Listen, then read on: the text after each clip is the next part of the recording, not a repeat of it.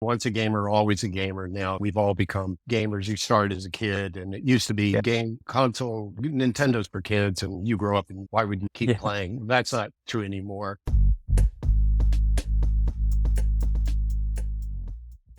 Everyone, thank you so much for joining the Behind Company Lines podcast. Today we have Mark Long, CEO of Shrapnel. Shrapnel is empowering the world to share in playful collaboration at the intersection of gaming, creation, and true ownership. Mark, I'm so excited to chat with you, not only because I think you might be the first gaming kind of focused company, but really in that intersection of how gaming and Web3 is collaborating. I mentioned it before the show. It seems like the relationship is just going to make sense for not only the short term, but the long term. And the principles of Web3 and what gaming really means to the community it's building. But before we get into Shrapnel and what's exciting about what you're building, what were you doing before you started the company? I was head of games at HBO or head of publishing games there for HBO and Warner Brothers. And that's where the founding team came from at Neon, which is the publisher of Shrapnel. Yeah, and when you think about like HBO and games, what kind of material? I was looking through it, and you were kind of testing different types of media and content. What kind of experiments were you going through, and how are companies actually kind of testing new things as people are getting kind of sick of what's been around for so long, and people are kind of itching for a new experience. Yeah, well, if you think about if you love HBO like I have, I mean, HBO has been defining the cultural conversation repeatedly, going back all the way to The Sopranos and all the way forward to Barry is like the latest show that I'm crazy about. You know, one of the first things I was excited about in joining them is like, how do they do that? Like, how does this group consistently do that? And I mean, they've been doing it for decades. And I learned a couple of things. One, they're tour driven. There's this idea, it's called auteur theory. And that's that great content or media is often made by a single creator. And that creator, the auteur part is they have creative control over every single aspect of production. So for example, if I say Guillermo del Toro or Quentin Tarantino, you instantly have an idea of what they create. And so HBO had worked repeatedly with auteurs and they had within the company the ability to take someone like Lena Dunham, who was 25 years old when she started Girls and had zero experience. I mean, even writing, producing or acting, and put a team around her that could support her vision for the project, but at the same time, make it completely authentic. So I actually learned quite a bit about how to produce great content while I was there. Yeah. And how does somebody kind of balance the wanting to have kind of not ownership or I guess control of each part of the project, but at least oversight of it, and somebody on their team who wants to offer some kind of insight or piece for it? Is it like building a company where it's kind of more collaborative and everyone's towards the goal, or how much of the ownership and kind of that control do a lot of these creators have to relinquish and balance back and forth? Because it seems challenging if at the end goal, it is kind of your stamp, your name overall, right? And rather than a group. Yeah. I think that's a great question because it is a delicate balance. Like, I don't want to be told exactly what to do, but I'm also maybe very excited about working with an auteur. And certainly we subscribe to auteur theory here in the studio. But I think here, you know, video games are so much more complex than even a live action production with lots of special effects. I mean, they involve almost every science and discipline. So it's almost impossible to be a complete auteur in the space. Like I can't also program and voice act and do all of that. So I think within our sphere, we're working with auteurs in different vertical departments, like a great game designer, a great animator, a great art director. But it is true that you do need somebody that has a clear creative vision for the title, because often these productions are so long and so complicated. Yeah. I liken it to like when you go to the eye doctor and they go, is this better? Is that better? Is this better? Is that better? It's like, I don't fucking know anymore. Like, aren't you supposed to be the one that tells me? Like that often your team comes to you like, I've been working on this thing too long. I can't see what's good or bad about it. And it's really great to have a producer on the project that goes, no, it's like this. And you need to decrease the specularity and your color component. It's too broad. You need to narrow it down. And as an artist, a prop artist, like, yes, that's exactly the kind of feedback I wanted. Yeah.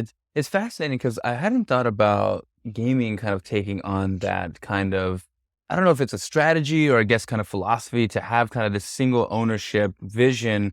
Is there a company or another game out there that kind of pioneered this versus having a collaborative team where you all kind of go through and map it together versus having kind of this one creator ownership to have almost like it seems that games are becoming more cinematic and have a really cohesive storyline, whether you like it or not, but at least you can see it play through. When did that kind of come all about rather than just have some interactions and some stimulation versus like a whole experience is just, it's crazy what it's come to. Right. Well, I've been in the game industry long enough that I can remember going to the first game developers conference, and there were Yeah. guys walking around with t-shirts that on the back said Lone Wolf. And I was like, asked other dudes, like, what does Lone Wolf mean? It's like, oh, dude, that's an old school, game designer. That means he did everything. Like he designed the game and programmed it and he did the art, everything. But that's back when games were just pixels. But I think you can draw a line all the way from there to like Kojima, right? Like Yeah.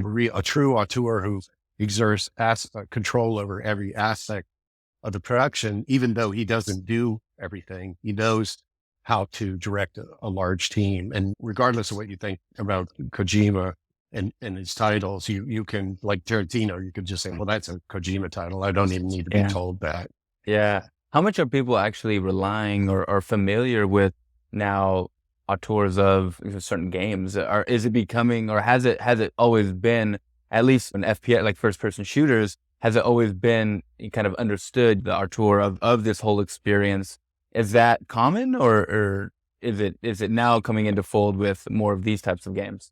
No, I think you could just ask yourself, like you and I could probably sit here for 2 minutes and just rattle off film directors, even producers that we Yeah. know, right? And Yeah. and we Yeah. would stop ourselves and still have more. If we gave Yeah. ourselves 2 minutes to name every famous game designer, and this is one of my bitches about the industry and how it's still treated, we probably get to five each and go, I don't know, dude. I don't know. I Yeah. can't name any more than that. And yet the game industry is literally multiple times bigger than film. It's actually bigger than film, music, Yeah. television, all put together. And still, we kind of don't give the respect that we deserve. And do I sound bitter about that? But, I think, and I often have wondered about that, but I think part of the problem is there's no real glamour in our kind of production. We're like animated features. They're made by an army of Yeah. people. And often there's like one director in charge, but they're not a glamorous director like Yeah. Chris McQuarrie or Christopher Nolan, that kind of thing. They're Yeah. nerds and knuckleheads like me. Yeah. When do you think that kind of overall kind of cinematic gaming experience really took a level up? And I'm thinking about, I'm not a big gamer, so I've only had kind of an arm's length relationship with it because a lot of my friends can game and just thinking about the Call of Duty, the Modern Warfare's, the Battlefronts, all these really popular games that were on console and on PC now had these crazy storylines and impressive historical factoids, and also Assassin's Creed as well. Who was really pushing for like this hugely cinematic series? When did you think, wow, like gaming has really taken a step up and offered a total different experience? Can you think of a game or two that really set the tone recently, or I guess earlier when it kind of all became popular? Well, for me, it's another great question. The whole reason I love first person shooters is because a large part of the goal of the design is to make you feel present, right? You're Yeah. trying to create authenticity and a sense of urgency and danger and all of that. So they were kind of the first, I mean, literally they were the first 3D games. Like Doom Yeah. wasn't true 3D. It uses something called ray casting, but that was the first game that really got me excited. I mean, that literally launched my career playing Doom 2 for the first time. And I think then you can identify certain milestones where there was a sense of emergence or presence again, or immersion that just was a leap above everything else, like maybe Mist. Yeah, I'm dating myself, but that game is another game that just kind of blew my mind and how immersive it felt. And it had deeper storylines. Earlier, video games were guilty of pretty thin plot lines and kind of the butt of jokes of the other media.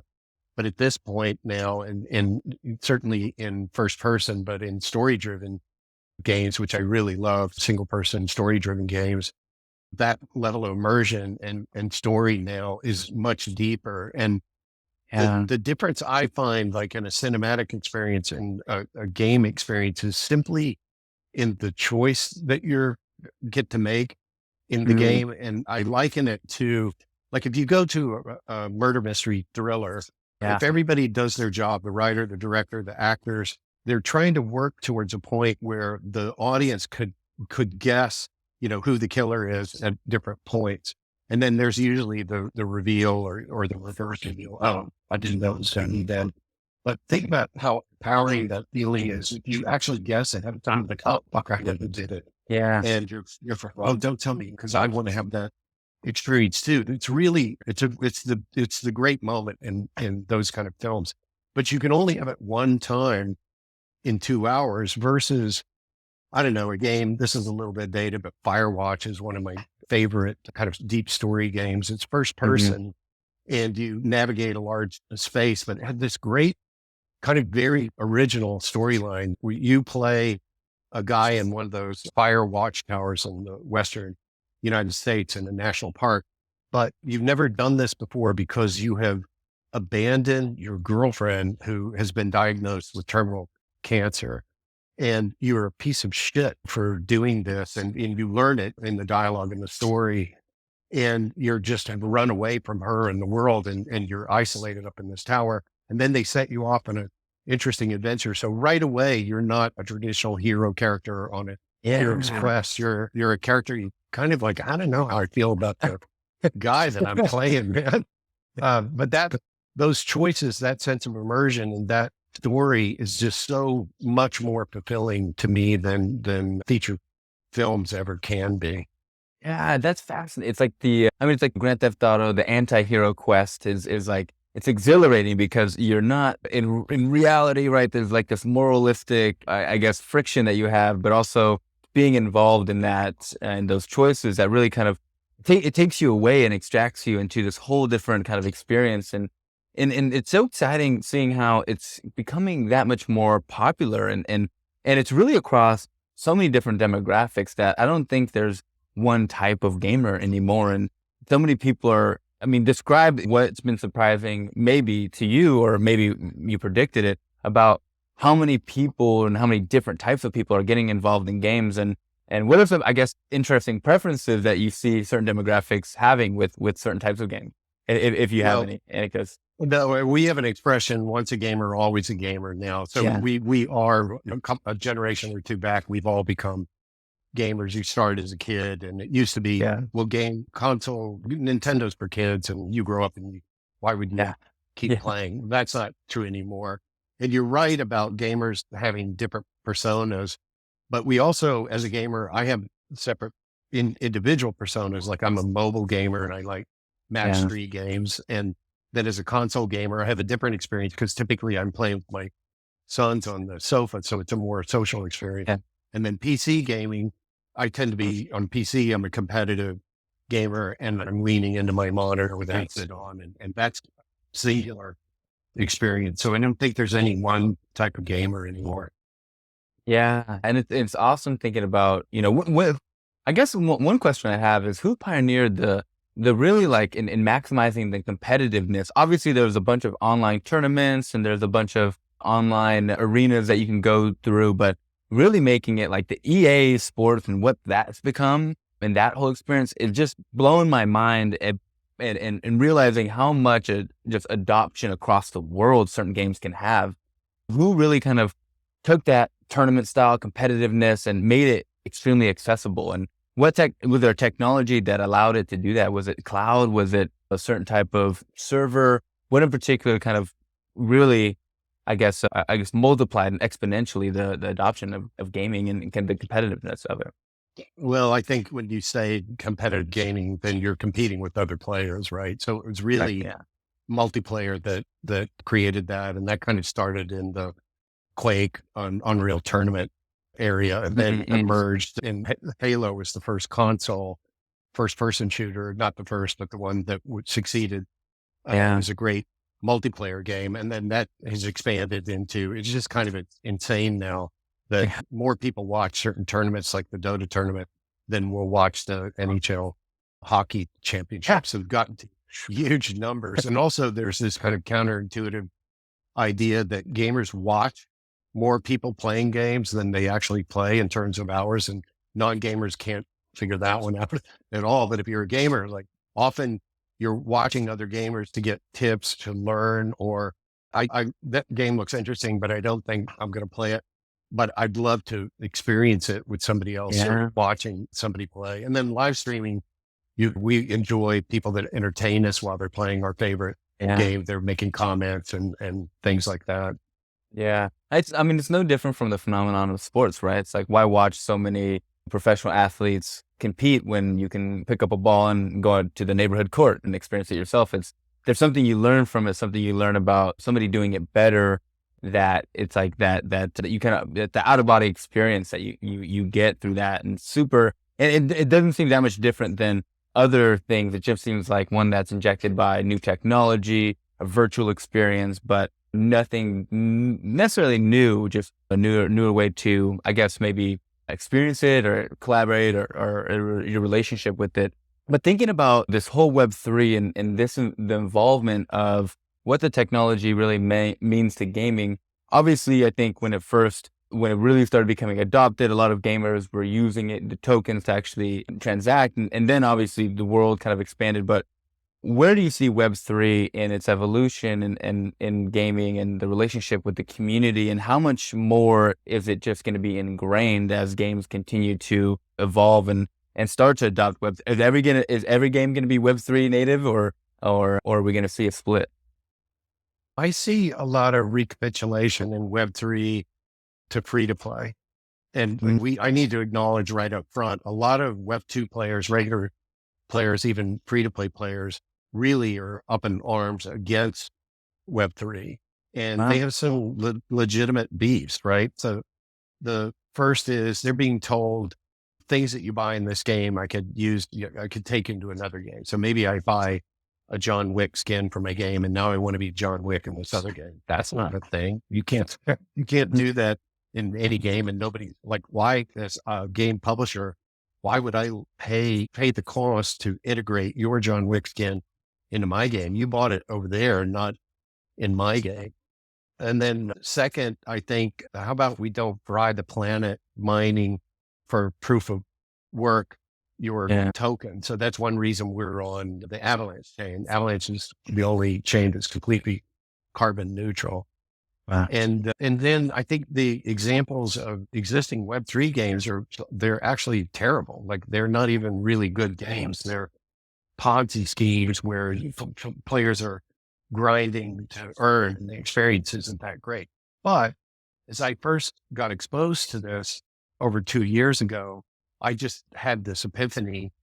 Like it's all about digital ownership and Yeah. governance over the game that you play. And when I say digital ownership, I like to use this anecdote. When years ago, when I would go to GameStop and I would have a couple of PlayStation games I was done with, I would trade those in for like maybe $15, right? And then they Yeah. would turn around and sell them for $20 each. But I Yeah. didn't care about that. I got value out of the game that I traded in, and then I applied it to a new game. But in the last about 10 years, where free to play has really taken off and in-app or in-game purchases have become a major source of revenue for the game industry, you don't really own anything Yeah. you buy. And indeed, the guy that founded Ethereum, part of his motivation was he had this World of Warcraft character that got nerfed by the publisher. And it really pissed him off that he didn't have governance control over his own character that he grinded on forever. And then it inspired him to create a chain that allowed for digital ownership. And I think those are the key principles that I believe are going to make Web3 inevitable. It is just going Yeah. to happen. If you had two games that are exactly the same, and one you just have in-app purchase like today, and two, I get to own anything I buy in the game. you're going to play this one. And I believe what'll happen is something similar to my GameStop example. Like in our game, a lot of things, or practically everything in the game, is minted or an NFT, and so Yeah. has value that you can exchange. And we're an extraction shooter. An extraction shooter is different from battle royale in that I don't win by murdering you and everybody else and being the last one alive. I win by getting out alive with the most loot. Some of that Yeah. could come from you. If I kill you, I could take some of the stuff that you wagered when you came into the game, and that has real world value that I can then just exchange. I can take what I won and convert it back into money and go do something else with Yeah. it. But chances are I'm going to buy more stuff in the game, just like you do in a regular free to play game. And I also like to point out that, like the reaction to Web3 games, Web2 players at the beginning of free to play, it came out of like Seoul and the Far East, Right. China, and those kind of regions. And you looked at those games like, I don't care that they're free, man. There's just kind of crappy versions, and I'd rather pay and play a better versions. Then the games got really good, Yeah. right? And then that didn't matter anymore. And so we haven't come to that tipping point with Web3, but I feel like the reaction of players is the same. Like, Mm. I think they also, I'm sorry to go on, this is a long, terrible answer, but No, you're good. I think also players they feel like publishers are guilty of overreach. So I bought a Mm. premium game, and now we give you DLC, downloadable content. So if I want to play with my friends, I have to also buy that. So I have to keep paying to be able to play the game I already paid for. And then Ubisoft does something like, hey, we're adding NFTs to our games. Here's a pair of pants that you can buy if you grind for 60 or 80 hours, I forget. And they were like, what the fuck, man? Yeah. What are you Yeah. guys trying to do to me? I'm just a fan of your game. I thought this was Web3 is a good thing. And that's how they turned off a lot of these players. So we feel like Shrapnel, our game, part of our mission is to, first of all, just be a fun game. How about that? Yeah. Yeah. How about just be fun to play? And then after that, if I'm enjoying it and I'm winning a bunch of NFTs from you, then I could decide later that I want to play Web3 style. Yeah. And it also, what I found brilliant was the whole kind of creator network that you're building as well, and giving the opportunity to make the game expansive, which I know there's been games who have set a precedent before, but in response to how I think it's really, it's really advantageous when you think about the mechanics of Web3 as well, because as you continue to add to the network, it expands and you essentially gain in value. And what are some predictions and what's some of the momentum you're seeing on that end? And do you kind of envision it really kind of taking off and becoming kind of a main driver of the game eventually? Yeah, this is something I'm particularly passionate about, and a thing that I'm responsible for contributing to the design of the game. The idea that you can make the game your own by modding it, creating your own maps. And this goes back to years ago, me in the studio. Even though I'm developing our own games during the day, I would come home and I would love to mod the games of the era, Flight 2, America's Army, even today, Grand Theft Auto. It's Yeah. just kind of fun to make a game that you love, your own version. And I would be thrilled if, first of all, if I got it to work at all, because they weren't designed to be modded. And second of all, if like even 11 people played my map, I would be happy with that. So that kind of, there's something to the joy of that experience that I wanted to bring to Shrapnel. So we're enabling it across the board. Like, so the first big thing that you'll be able to do is the map that we give you, we're going to release a map editor for Shrapnel. You'll be able to open it up and remix it and change it and improve it in any way that you want. But you'll also be able to do things like create your own gamer tag and mint and NFT it. You'll be able, right now, we're just rolling out the ability to make decals so you can put them on your character and weapon and other things in the game. Eventually, you'll be able to make your own character.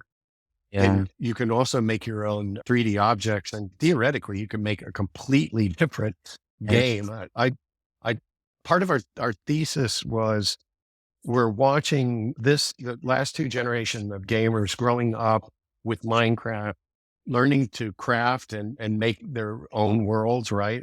At a really primitive, simple level.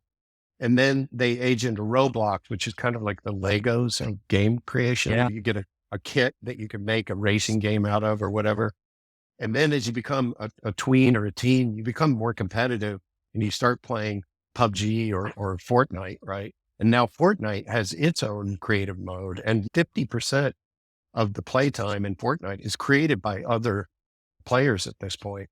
But Yeah. when you turn 18 to 35, what we call the core demographic, like when you graduate from school and you have a job and you have your first real money, there's nothing for players to age into. And Yeah. we think that players aren't just going to suddenly go, oh, I don't want to make games anymore like I used to. I think it's the opposite. I think they're ready to use the same professional tools we do and make the game their own, as I said. Yeah, yeah, and make it more substantial, right? And I mean, I don't know. Have you seen the movie Grandma's Boy? Oh yeah. Have you seen Yeah. it? Yeah, yeah. But I love that movie.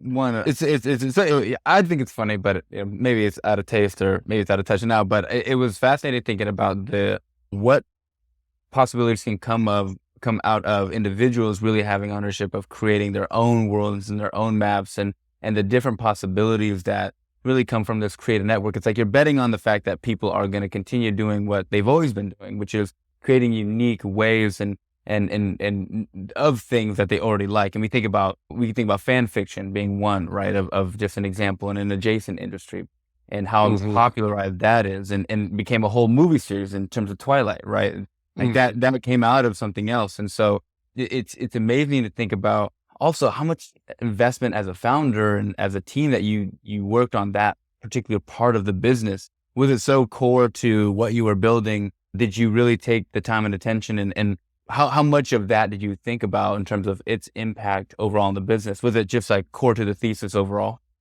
Yeah, absolutely core. Because when you add Web3 to this component, then we can share revenue with the players. So it's not just that you get to make cool shit and other people play it. You can actually get revenue from other people's playing it. And that doesn't apply just to, I made a map or I made a character or weapon. It can also apply. So we wanted to embrace blockchain completely. To me, I'm less enamored with the technology and more interested in the novel game experiences that you could create for players that we haven't done before. So less interested in obvious stuff and more interested in stuff like a problem with Roblox, for example, is they got like 850 million monthly players, and there's millions of games created by kids on the platform. And yet almost 99% of the players play one of the top 10 games. And it's not because there isn't other great games out there. It's because it's very hard to discover a great game. So we, for example, you can use the Shrapnel tokens to stake a map or content. And by that, I mean, you're curating and saying, hey, I'm going to put my money where my mouth is. This is a really great map. And I'm going to get Julian and Mike and all these others to get behind me. And then we promoted this map, and then the map became super popular and other people began joining to mod it. And that's where I think you get a really exciting effect of crowdsourcing. Like, I think giving the map that we're going to create to the community, giving them an editor, they're going to turn around and an army of creators are going to make a much better version of the map. And you can also imagine the idea that they could even create a brand new genre, which isn't a crazy idea. Like DayZ was created by one guy. And I would argue, even though that was a really flawed game, it probably begat PUBG, right? And you have examples like Gary's Mod, like these things created by one person went on and created entire other games and genres. So I think if you gave players these tools, it'd be possible for them. And then it's just that blockchain incentivizes them economically. Like you can actually make money doing this just like regular game developers do. Yeah. How does it also just like impact the mechanics of how you operate your company? Well, yeah, that's a great trick question, because normally we don't have to think about anything except the player's experience, right? Everything is kind of behind the magic curtain. We, for example, have to think about how can we make the players most successful if we give them this map and they open it up in the editor. We have to think about, now we have to think, well, it really should, like Legos is a good example. It should have this kind of atomic structure that's uniform so that it's easy to snap things together and it kind of works no matter what you try to make it do. And that's nothing at all like we normally do as a developer. We're just all about our own efficiency. So we have to think about that, for example. Yeah. Yeah. What would you say are some of the biggest risks that the company faces today? Well, it's pretty bold of us to go up against the first person shooter market, right? That's one of the toughest genres, if not the toughest genre.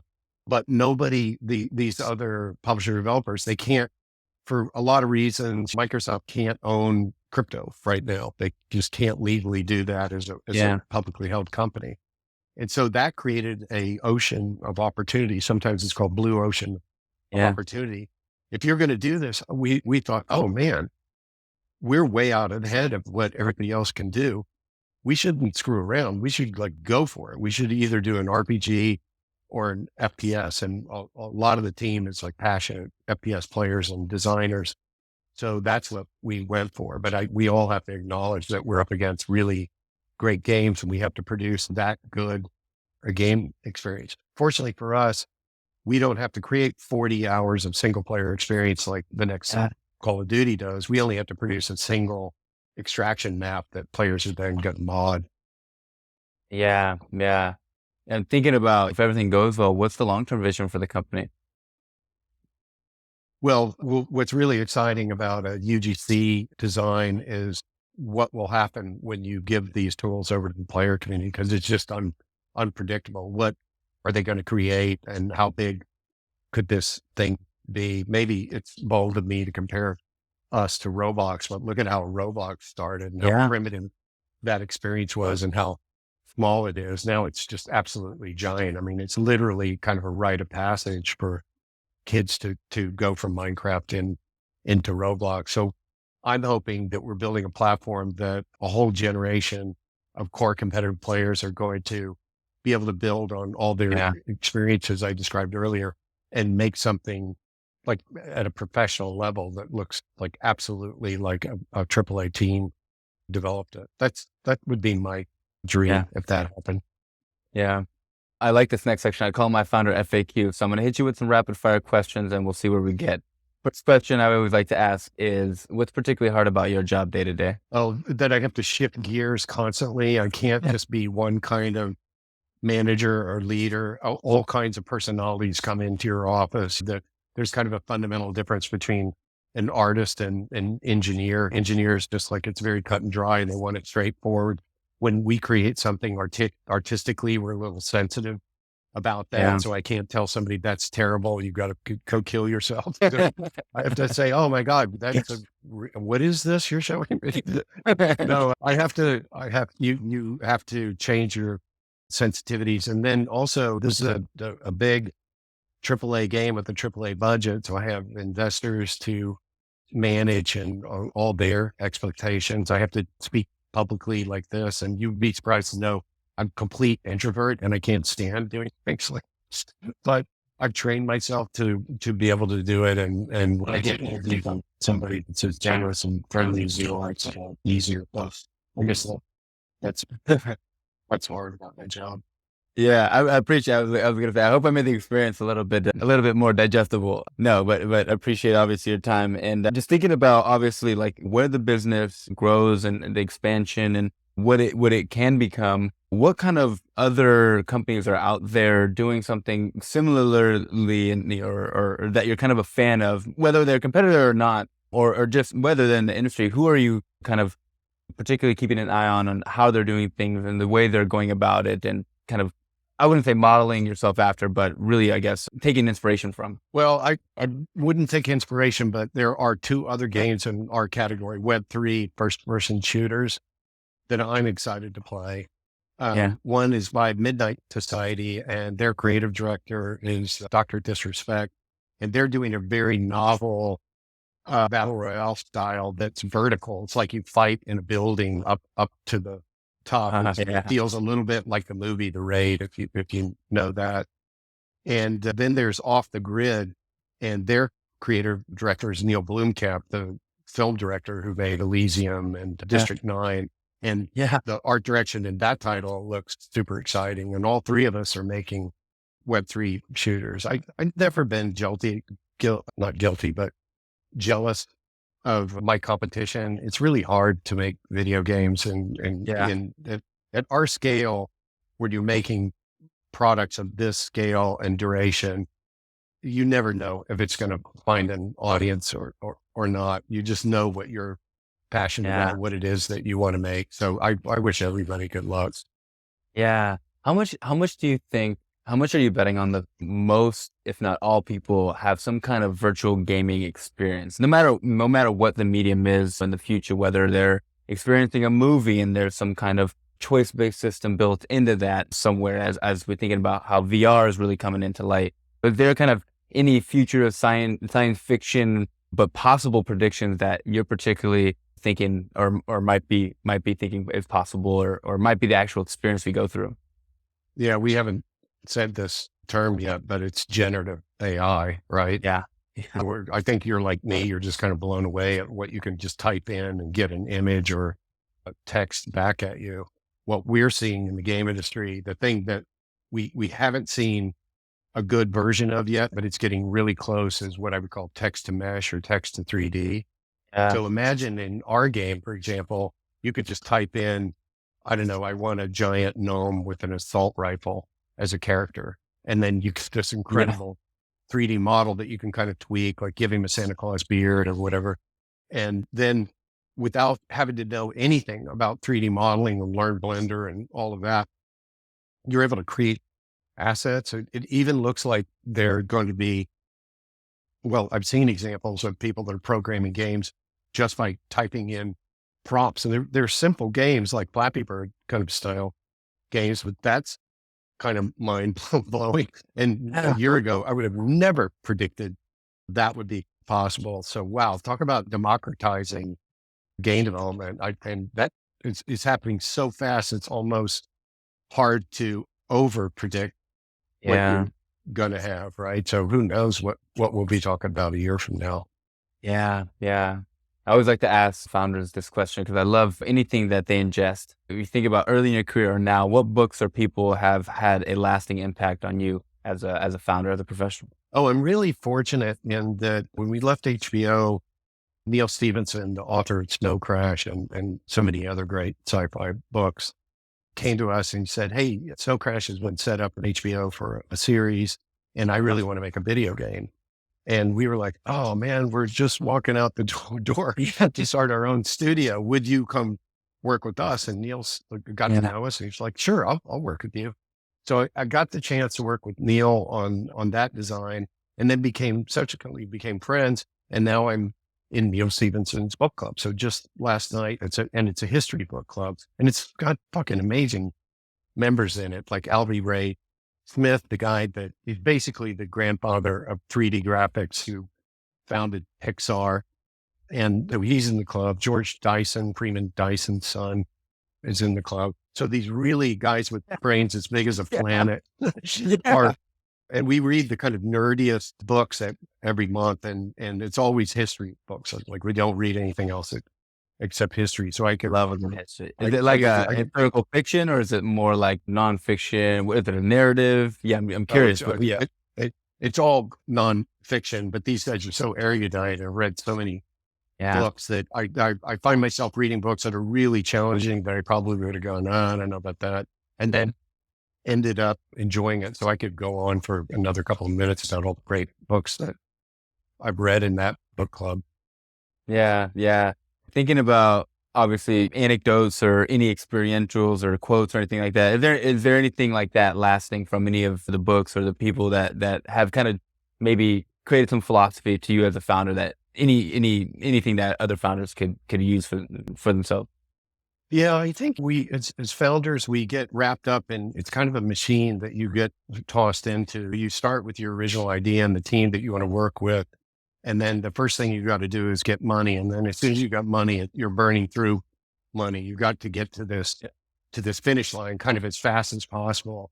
And it all happens so fast that you get kind of drawn up into that experience. And maybe you also feel like you're competing with others, or sometimes you Yeah. literally are competing with them.